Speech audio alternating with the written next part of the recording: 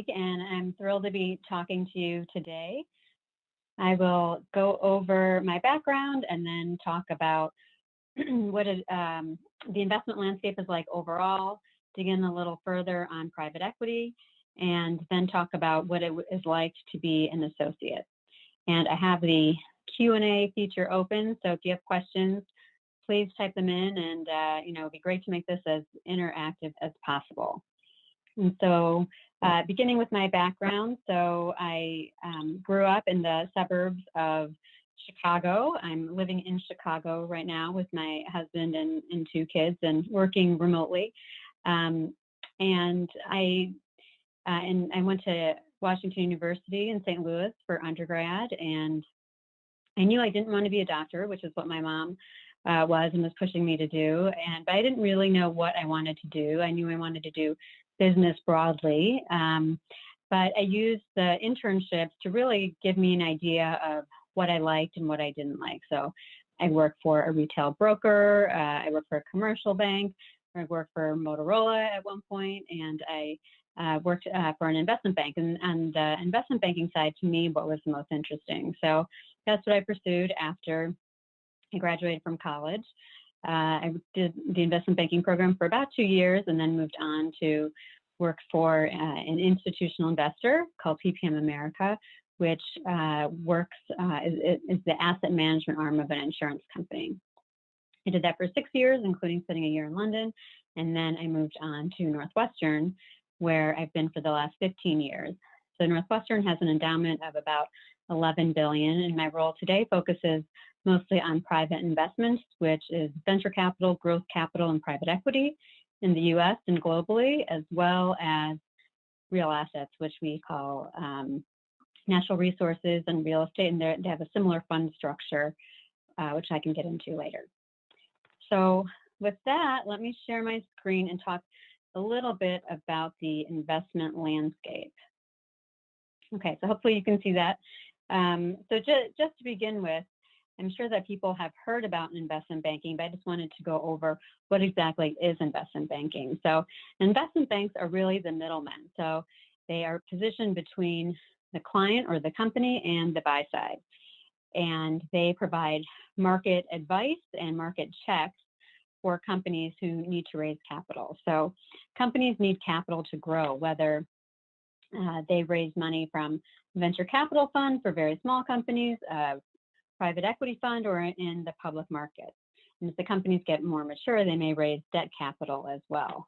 So you can see that equity and debt is one of the primary functions of an investment bank. A company may also decide that it wants to acquire or be acquired, and investment banks can also, again, identify potential buyers or sellers, and then they can also provide a market check on what the valuations might be. And so to the left is the buy side, and you can see endowment and foundation as one of the bubbles here. So the buy side represents these vast pools of money, and money can come in many forms, whether it's the premium of an insurance company, a donation from a foundation or endowment, a pension fund, which ultimately needs to fund pensions over time, or the wealth of a family office. And so these payments eventually need to be paid back to their customer, but the time could be many years or even decades before those payments have to be made. So in the meantime, they're invested in different types of assets, and one of them includes private equity. So let's go to the next slide. So I wanted to just talk a little bit about private equity. So this is the buy side broadly, and groups in the buy side, like a Northwestern, for instance, are limited partners. So in my day-to-day job, I'm not picking companies to invest in, rather I'm picking managers to invest in. So, and there are many, so these green boxes of limited partners, one could be a bank, one could be a pension fund, and private equity managers may have a dozen limited partners or investors, or they may have a couple hundred, depending on how big the fund is. So my job is to evaluate private equity managers, and private equity managers not only are good investors, but they have to be good salespeople. because they need to convince someone like me to give them money to invest. And this could be someone who might be just starting out, who has gotten experience within a larger firm, or it could be a firm that has been managing money for decades. So as a limited partner or investor, there are a few different ways that we can invest. As I mentioned, we can invest in private equity managers, and this is the main way that I invest at Northwestern. And then that private equity manager will invest in a portfolio of companies. And I say private equity manager here, but it can really be any asset class. It can be venture capital, it can be real estate, it can even be public investors or a public investment fund or even a hedge fund. And then those managers would then invest in the assets, whether that's a real estate property, whether it's currency, or whether it's a public company. Now, some limited partners have either a very large amount of assets to manage, such as pension funds. They have to invest potentially $2 to $3 billion a year, and they may not have a very big team. Or you may have like a family office where you might have 1 to 2 people investing an entire portfolio. So to leverage their time, instead of investing directly in a private equity manager, they invest in a fund of funds. So the fund of funds sounds like what it is. So you would hire a fund of funds to invest in a group of managers. So at Northwestern, we've done this as well. We've typically used a fund of funds to go into new locales. So we used one in Asia many years ago, and we used one in Africa also many years ago now. So, and with that approach, we can get expertise on the ground, whether it's in a specific country or in a specific industry or both. And for us, it's been a way to tiptoe into a market. So on the other side is, you'll see the orange box is co-investments. So co-investments, you may be contacted by a manager who may have invested in a large deal and it's more equity than they would like in their fund. So for risk management purposes, they may go out to some of their limited partners and ask them if they'd like more exposure to a deal. So the co-investment is a direct investment in the company. Now, you're not going to be traditionally attending board meetings or making big decisions, although there are some more active co-investors. Generally, you're passive, just like you would be in a fund investment, but you only have exposure to that one company. So it is in a slightly different vehicle.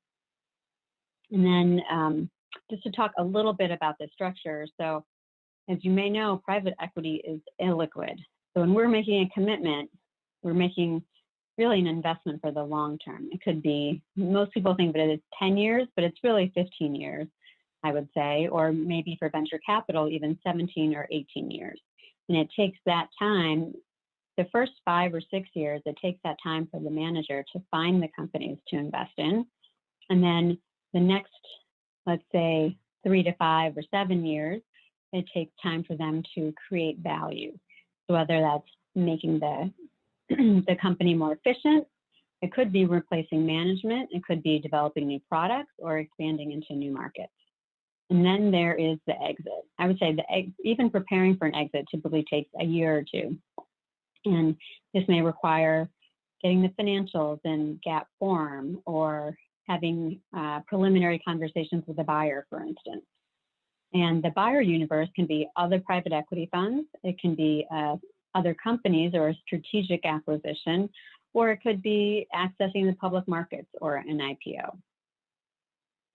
So I know I've thrown a lot at you, so why don't I turn to some questions here. Okay, so the first one is from Lauren Baskey. How do limited partners get a return on their investment? Private equity managers have to give back funds to LPs on a prorated basis. Okay, so to answer the first question, how do limited partners get a return on their investment? So this is, so the exit means that the company is either sold, as I mentioned, so it could be sold to a private equity buyer, it could be sold to another company or a strategic sale, or it could go public. So the private equity manager is the one who controls the timing of the exit as well as the timing of the distribution. And in terms of what you're looking for, I would say in private equity, you're looking for anywhere from a 1.6 times your money to over a 2 times your money. Venture capital is much more risky, and you could have a third of a venture capital portfolio go to zero. So instead of having maybe a dozen companies, they may have 60 companies within a fund, and you may only have 1 to 3 companies that are driving the return. But because of that increased risk, you're looking for increased return.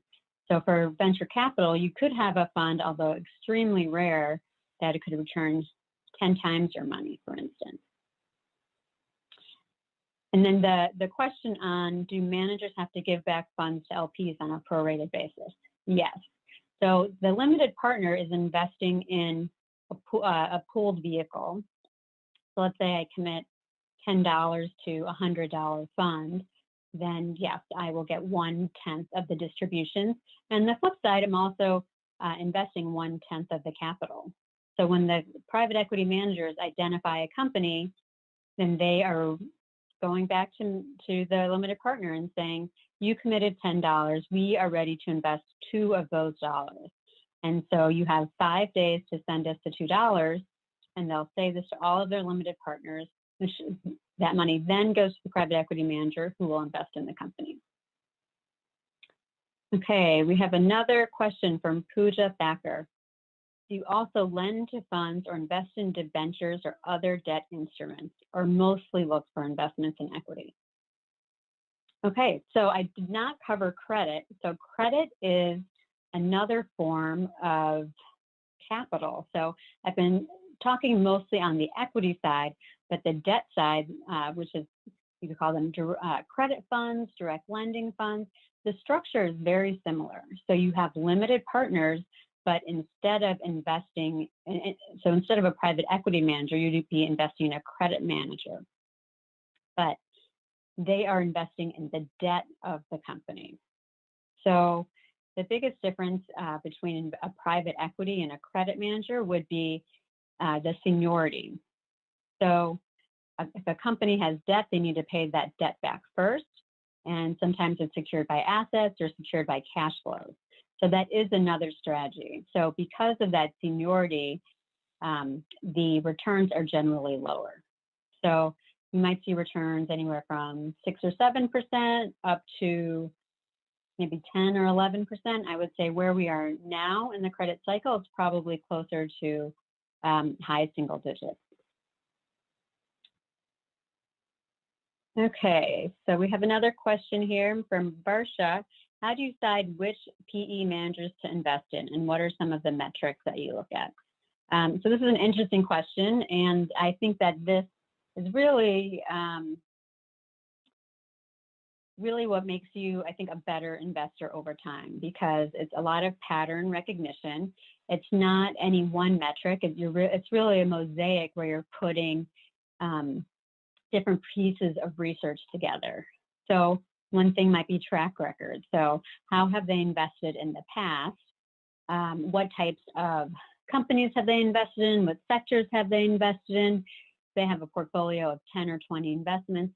Have all the investments done well? Is there a lot of volatility, which means that they could have 4 companies go to zero, 1 company return a 10x, which is okay in the venture capital world, but it's not okay in the private equity world, where you at least want your money back for most investments.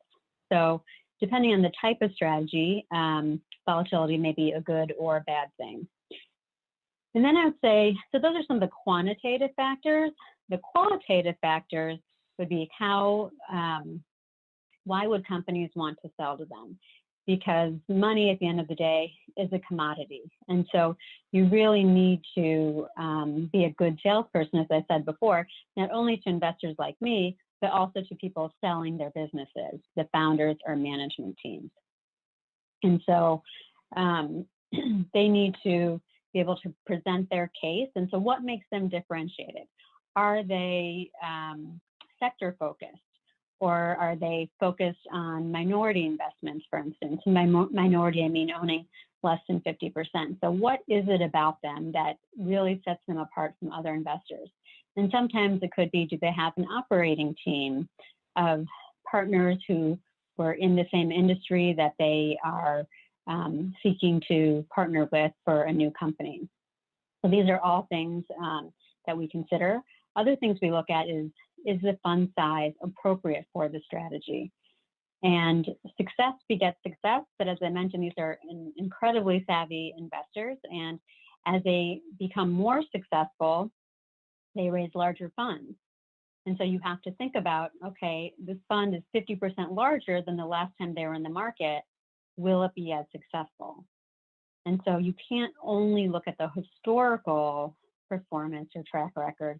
You really need to believe in that their old strategy can be tweaked for the new fund size. And I would say that there is a lot of gray. There's very little black and white, which I argue is why I have my job, because it's not easy. And I've certainly made mistakes. I think every investor has made mistakes in terms of really liking a manager or believing in a manager and not getting that money back. You may get 50% back, which is a terrible return, or just over cost back, but you're really hoping to get closer to 2 times your money, I would say, on most of the investments that you make, because of the illiquidity, because you're making this commitment. You may not see the money back for a decade and a half. Okay, we have one from Stephanie Karwowski. Could you explain the difference between a fund of funds and a traditional VCPE fund? Yes. So a fund of funds, and actually you could call some of the different limited partners. So I invest in private equity funds, and I invest in several private equity funds. So you could say that at Northwestern, we have kind of a fund of funds. So a fund of funds would be, if you're looking to make an investment, for instance, in venture capital broadly, but you don't have the resources, and some of the fund sizes for venture capital are very small, you might hire a venture capital fund of funds. So what do they do? So the fund of funds manager has to do 2 things.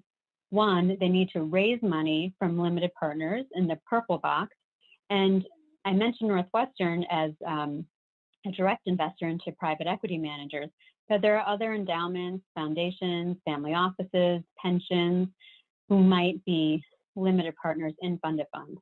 Or you may do both, as I mentioned with our geographic fund of funds that we've done in the past. So that fund of funds, once it gets capital from the limited partners, unlike a private equity manager that invests in companies, it invests directly into private equity managers.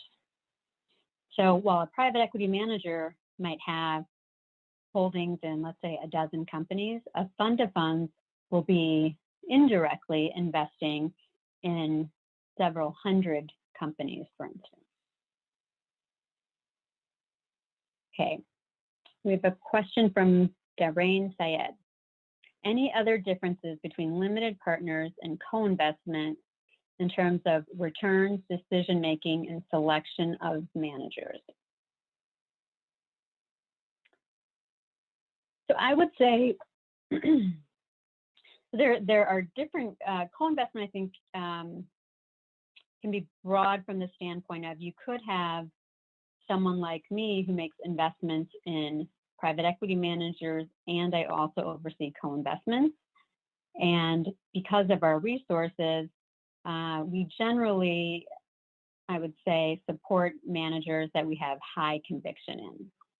And we actually did a study. We've done over 60 investments at Northwestern in co-investments. And we found that in general, it is the high quality nature of the manager that is the best determinant of how the co-investment will do. So other organizations have entire co-invest teams, and in fact, in my prior job, my job was only doing co-investments. There was a group of about a dozen of us. And so what we did there is we would go into the model, we might meet management, we would almost act as if we were, or do the same type of due diligence as if we were the private equity manager. And it was our job to monitor the co-investments, be observers to board meetings, for instance. And so that's definitely one approach to it. But regardless of the approach, whether you're more passive, like in my job now, or you're more active, there are a couple things that are still true. One, the private equity manager is generally still in the lead and you are following their lead. And second, the returns are the same. So the returns that I might get if I'm more passive versus a more active co-investor are exactly the same. Now, where the returns are slightly different is what the returns that the private equity manager would receive, the limited partners would receive through their private equity investment versus the returns on the co-investment. And so this goes to a little bit on the terms of private equity managers and how they get paid. So private equity managers get a management fee. So it's traditionally anywhere from 1.5% to 2%, 2.5% for venture capital funds. So the smaller amount of smaller size fund that you might have, the higher the management fee you might have. So if you're raising $10 billion, then you would expect to have a much lower fee. And that management fee is really meant to cover salaries. Salaries, maybe office, rent, things like that. It's not meant to be the driving force of wealth or wealth creation for private equity managers. Now, you may have heard some people talk about, these firms are getting so large and all they want to do is collect assets. And that's something that we talk about as well in terms of what is the driver? Why are they growing their fund size? And we want them to be driven by the performance of the companies. And so one income stream is the management fee that these managers get. And the second income stream is the carry or carried interest. And what this is the profit. So if I'm a limited partner and I invest in a private equity fund, so let's say I have $10 and I invested that in a particular investment. If that investment was then sold several years later for $15, then that $5 of profit doesn't fully go back to the limited partner. The manager would get 20% of that. So of that $5 profit, they would get $1. And we're happy to share that because we think that our interests are aligned, and they really are working longer hours, for instance, than I may be, and this is their skill set. So, but we want them to be motivated by the performance of the company and not by the size of the fund that they raise. Okay, next question. Why do you feel the hedge fund space is shrinking so rapidly in terms of AUM the last decade or so? Well, I would say that hedge funds, not all hedge funds have done well. The space got very crowded very quickly. I think if you ask people about the hedge fund performance overall and the reasons behind the decline in their performance, you'd probably get several different answers. I think that the space got crowded very quickly. So for people who might not know so much about hedge funds is a general term for several different strategies. So it's kind of this amalgamation, but the strategies are really very different. So one of the ones that people may know more is long short.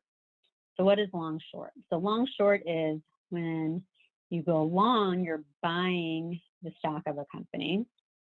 When you go short, you're selling that. So when you're going short, you're betting that the price of the stock will decline. And so you could, you have these longs and shorts offsetting each other. So you could be very excited, let's say, about JetBlue, but not very excited about airlines overall. So you could go long JetBlue, but then short several other airline stocks, for instance. So, the market cap of these companies is only so big, and actually the number of public companies over the last decade or so has been shrinking. I think it's fallen by about half. And these hedge fund managers, are getting bigger and bigger. I mean, some may manage, 30, 40 billion, for instance, or even more. And so there are only so many unique ideas that they can have. And at some point, the longs and the shorts may kind of counterbalance each other. So for instance, one popular idea for years was Tesla. People thought that the stock was overvalued, and hedge funds ended up losing money year after year after year. And one manager I know of ended up shutting down, probably not only because of Tesla, but because I was, the wrong side of several trades. So I would say competition is one, the size of the assets is another, and I think that passive money is probably a third. So as more money has come into ETFs, whether it's the S&P 500 or a tech ETF, you may have heard the term the FANG, or the instead of the N for Netflix, the N for Microsoft. So Facebook, Alphabet, Apple, Microsoft, and Google, they now represent, I think, maybe a quarter of the S&P. And as more people invest in passive stocks, it makes it very hard for hedge funds to counteract that. Okay, so we have a question from Song here. Ask for your outlook on the fees in the private space going forward. I'm asking because I know about the fee pressure in traditional fixed income active managers. So I would say ultimately it comes back to supply and demand. And you mentioned fixed income. We all know that rates are very low. And so there are obligations that we need to meet as long-term investors. So at the endowment, we need to meet our target spending, which is about 5% plus inflation. So at Northwestern, our performance is really critical because we support about a quarter of Northwestern's budget. Pension funds have to do well so they're able to make their payouts to their pensioners and so on. Same with insurance companies and their premiums. And going back really the last 3 decades, a reliable place to invest that would give you diversification as well as give you a decent return and protection was bonds. So if you could reasonably get a 4 or 5% return, you're more than halfway there to what you needed for your spending or your payout. But now with bonds really at less than 1%, the return goes down much more. And so investors like me are forced to go further out on the risk spectrum. And that includes investing in things like private equity. And so I actually see the demand for private equity increasing as more and more of these institutions still need to make that same 5 to 7% return. So unless those numbers are adjusted, I think that there is going to be more demand, and I really don't see a decrease in the fees or the carry charge, unfortunately. Okay, Santoshi, do you think there is a decrease in investment in fund of funds rather in private equity manager by limited partners? I think that if you look at the number of fund of funds out there today, there have been some fund of funds that have been culled, but I think that the ones that have remained are strengthening their relationships with investors, and they are also strengthening their relationship with the fund managers. So while the funds, there may be fewer fund of funds, I will say that the economics has probably gotten worse. So whereas before, when I first started in investing at Northwestern, I would say you would see some fund of funds actually be able to get some carry. So as I mentioned, if you're investing in a private equity manager, you're typically paying 20% of your profits. So on top of that, if you invest through a fund of funds, you're also paying a management fee, typically a lot less than the 2% I mentioned.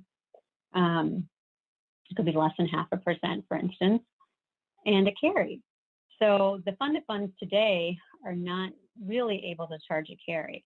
Now, fund of funds may also do other things instead of only investing in private equity managers. They may have a targeted co-investment program where they can offer more co-investment, for instance, and that will help improve the return.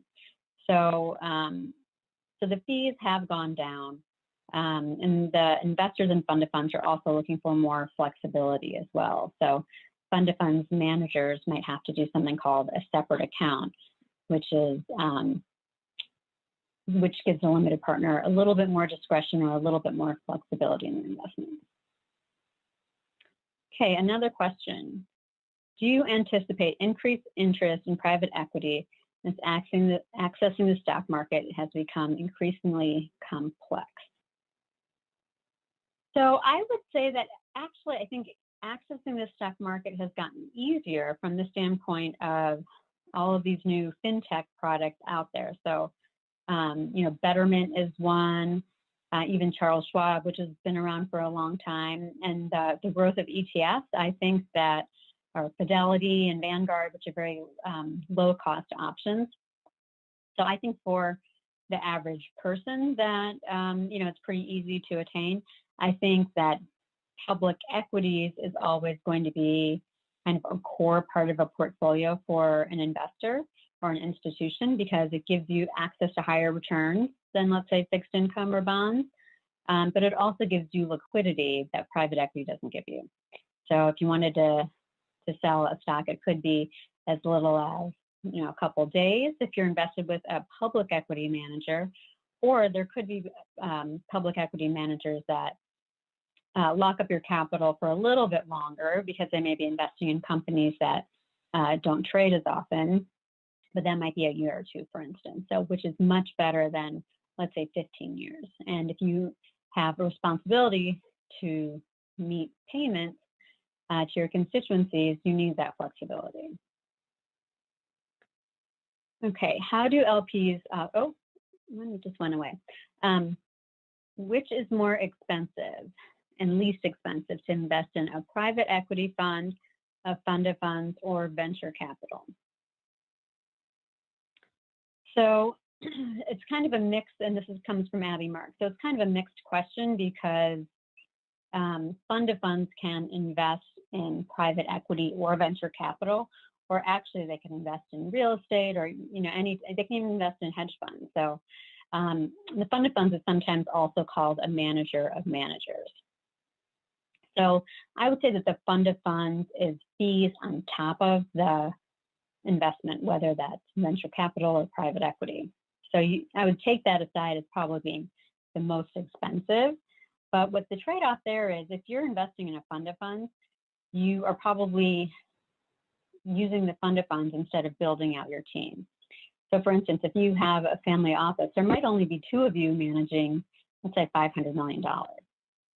And so you may not be able to afford having a larger team, but you may be willing to pay more in fees to be able to access private equity investments or venture capital investments.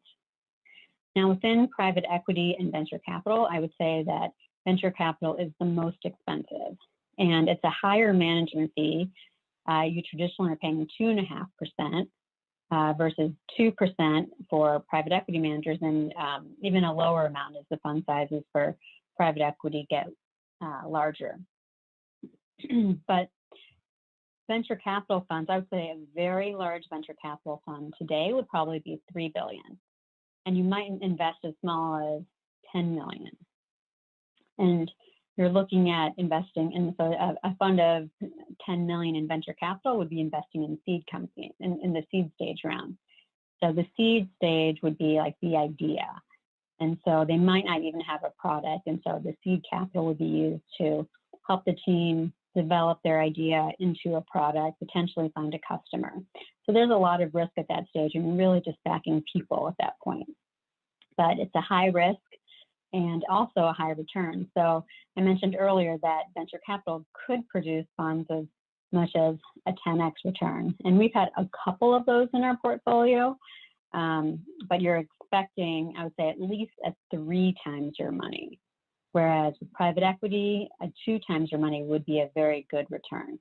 Now, the other metric to think about, so this is a multiple of money. The other metric to think about is the IRR, which is the internal rate of return, which which calculates how quickly you're getting your money back. So for instance, if I get 3 times my money in venture capital over 20 years, it might be a lower annual return. That's what the IRR basically is, what is your annual return, versus 2 times my money in 10 years. So you want both. You want IRR, which calculates your percent return annually, and you also want multiple of money, which is the cash on cash return. Okay, what are the benefits, risks of being a minority versus a majority investor in a company? And which managers do you typically prefer? And this comes from Maisie Mills. So Maisie, I will say that there are different risks or benefits, and it's really different strategies. So, a lot of times when you're investing in a manager that makes minority investments, we might call them growth managers or growth equity. And so I would expect that the company would be growing at a faster rate. And it really also depends on the owner of the company. Are they the founder? Could be a management team. So if they see that there is, they're growing at, let's say, 30%, they may see that there's still a lot of growth ahead of it, but they may find that as the company has grown, that's really exceeded their ability to manage it, right? Maybe this is something that they've built out of their house and, now it's expanded. And so that might be why they bring in a growth equity manager, not only for the capital to grow, but also for the expertise. For instance, a lot of times we find the finance function or treasury function to be very poor. So a new chief financial officer is one of the first hires that people will make. You might also find that the founder is really good at sales, but maybe not as good at managing. And so there could be, changes made within the organization, and maybe it makes sense to hire a manager of HR, for instance, or maybe the plant could be run more efficiently. So, but these companies are growing at a faster rate, and the founder or owner realizes this, and so they don't want to sell all of their ownership. Or you may not want them to sell, because if they owned 80% of the company or 100% of the company and they're willing to sell you most of it, then you may ask yourself, well, do they believe in the growth of the company? So if you see a founder owning 100% as an investor, you may want them to continue to own some of it, so your interests are aligned. I would say growth equity, we typically would think or provide a little better returns, but I would say there's more work to do on the company. Private equity funds are typically invested in more mature companies. So, and the other thing on the growth equity investments is they may not be profitable. So they may be, instead of taking profits, they may be reinvesting the capital to grow their sales team or fund research or something like that. The more mature investments, they may be a market share leader or maybe not investing as much into new product development. So they may be more profitable, and the more profitable you are, the more leverage you can take or the more debt you can take on. As you pay down that debt, that becomes another source of return for private equity funds and managers. Okay, why does Northwestern do all fund of funds instead of a mix of direct investment and fund of funds like the Harvard Endowment? So I would say us investing in fund of funds is pretty rare. We do most of our investments in private equity managers. So the Harvard Endowment, on the private equity side, they have pretty much been investing into private equity managers or venture managers or real estate managers, just like we have. What you may have read about is that they did have a direct investing team that would be more on the hedge fund side and maybe even on the public side. They also recently had a real assets team spin out. And in terms of why they might do that, so Northwestern's endowment is $11 billion. Harvard's at this point, I think, is probably closer to $40 billion. And when you get that large, you can afford to hire more people and on the one hand, and then on the other hand, you might not be able to invest in certain things because the markets might be too small. So for instance, at Harvard, would they invest in a fund of 100 million, for instance? If that fund were to double its money and return 200 million, you know, that, and Harvard was just one of the limited partners. Let's say it invested half the fund even, that it was 50 million, which turned into 100 million. $100 million and 2 times your money is a good return, but it's not really going to impact a $40 billion endowment. So because it's so large, it may be willing to take the risk more directly, instead saying, I want to invest 100 million into one company. And then that would be more meaningful versus investing in a dozen companies, for instance. Okay, we have a question from Louisa. How do ESG metrics in racial and gender equity play a role in Northwestern strategies as an LP? So I would say ESG, diversity, inclusion, these have been very top of mind for Northwestern, as they have for many other investors. And I think these are both going to be areas that we hear a lot about. And I think it's going to be in a couple ways. You know, starting with ESG and the environment, I think that, you know, if I go back maybe 10 years or longer, you know, there were many of our venture capital managers invested in clean technology investments and companies, and those did not do so well. And so I think that people have been kind of tiptoeing back in, but there is more of a focus on sustainable investing, I will say. So I think we're continuing to watch the solar and wind, and then maybe also the picks and shovels behind them. So it might be a technology company that runs software for a wind farm or something like that. So we're looking at different ways to be able to invest in sustainable strategies. One of our recent commitments this year was in a water management fund. So I think you'll continue to see investments looking into carbon capture strategies and things like that. But I think the other thing to think about when it comes to ESG is what type of risk are you taking? So for instance, would you be willing to make a real estate investment, you know, on the Florida coastline or something like that? You know, I think your the length of your investment hold is something that you need to consider. And, you know, as the environmental risks increase, I think that's something to be very cognizant of. And I think we'll continue to include that in our underwriting. And on the diversity side, you know, I think of this as the S in the ESG. And so I think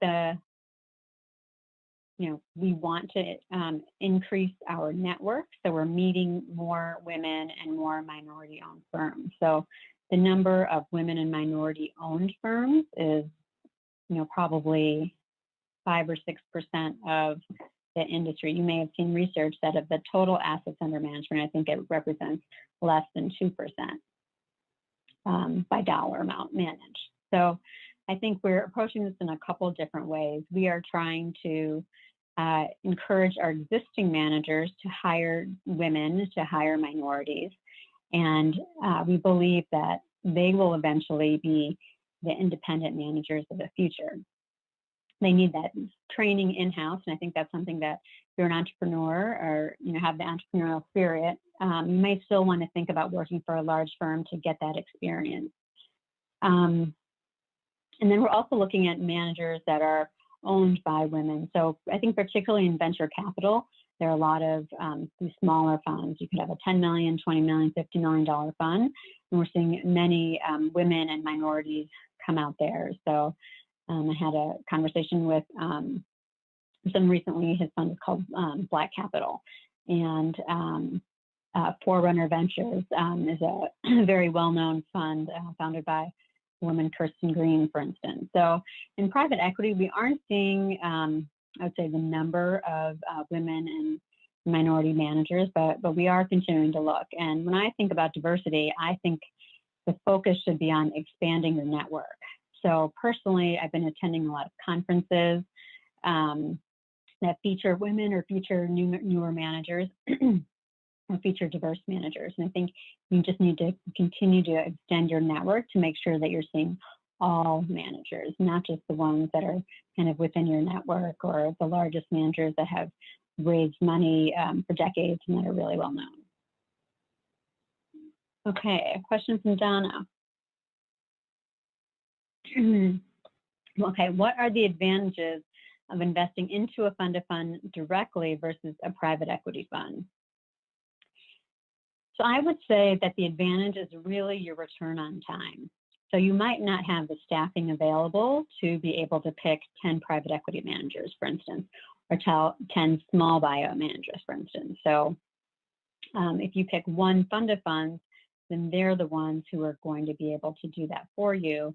And instead of, for instance, reading 10 quarterly statements, you may just read the fund of funds quarterly description, and they'll highlight the managers that are driving the portfolio of the companies within that. So instead of monitoring a couple hundred companies, you're really focusing your time on a smaller percentage. So I think that's the biggest advantage. And as I mentioned before, this does come at a slightly higher cost. But if you are a very lean shop, I think it is helpful to have a fund of funds. And as a job, I would say that, whether it's a fund of funds or a limited partner like me, it's broadly called the allocator role. So you're allocating money to other managers. And I would say, if I worked at a fund of funds, my job wouldn't necessarily be that different. It might be more focused. So for instance, there are fund of funds that are only focused on venture capital, or fund of funds that are only focused on Africa, as I mentioned. And so they may be able to spend more time knowing a market really well, whereas sometimes I feel like the master of nothing, because my team of 6 covers not only private investments, which is private equity, venture capital, growth equity.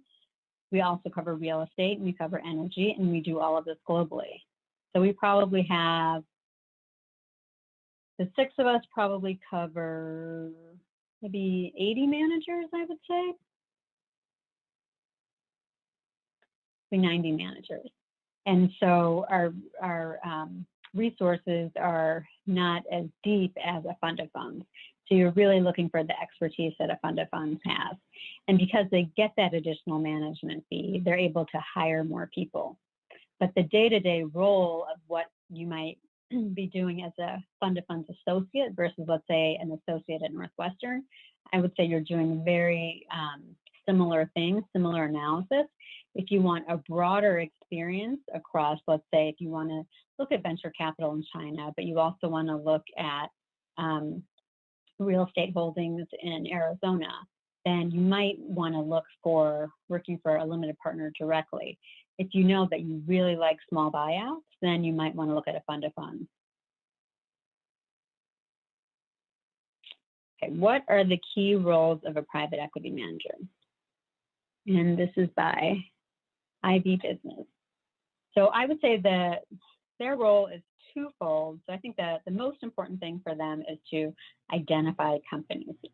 And they want to see as many companies as fits in their strategy, but selection is equally important. So they need to do extensive due diligence or extensive research on the types of companies. They may meet 300, 400, 1,000 companies a year, but they may only invest in 5. And we like them to see the most companies as possible, so then they can really identify the special one. So once they identify it, they may want to know, a lot of things are similar to what we look for in private equity managers. They may be looking for at the management team. So they may say, what are its growth prospects? Is the management team still motivated to keep running this business? Are they going to be easy to work with? They want to make sure that their time frame is aligned, because private equity managers, once they make an investment, they'll typically manage a company anywhere from 3 years to, let's say, 7 years for private equity. For venture capital, you could hold a company for 10 years because you're investing it at a more nascent stage. But they need to make sure that that time horizon, let's say for private equity, they need to talk to that management team and say, in 5 years, we plan to sell the investment because that's how money is returned to investors like limited partners. And so you need to be on that same page as the management team. So I think that's something very important as well. In addition, I would say another important role is portfolio construction. So you have a $100 million fund. Is your largest investment going to be 25% of the fund? Is it going to be 50% of the fund?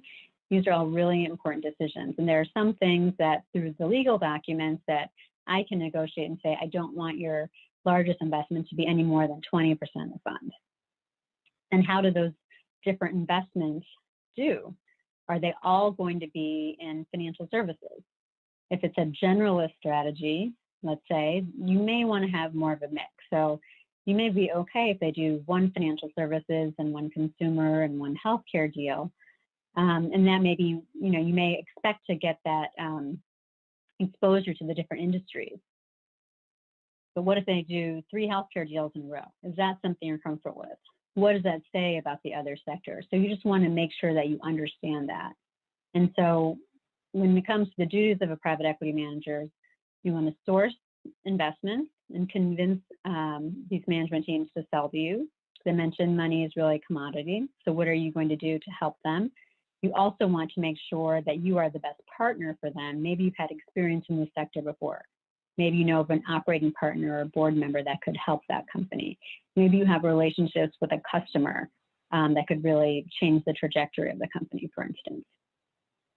You want to manage that company, and then you want to exit. And I would say buying right and selling right probably is as important as anything else. Buying right means that you don't want to be paying too much for it. And I think this is a really big consideration now because the public markets are very highly valued, and a lot of times the public markets inform the pricing in the private markets.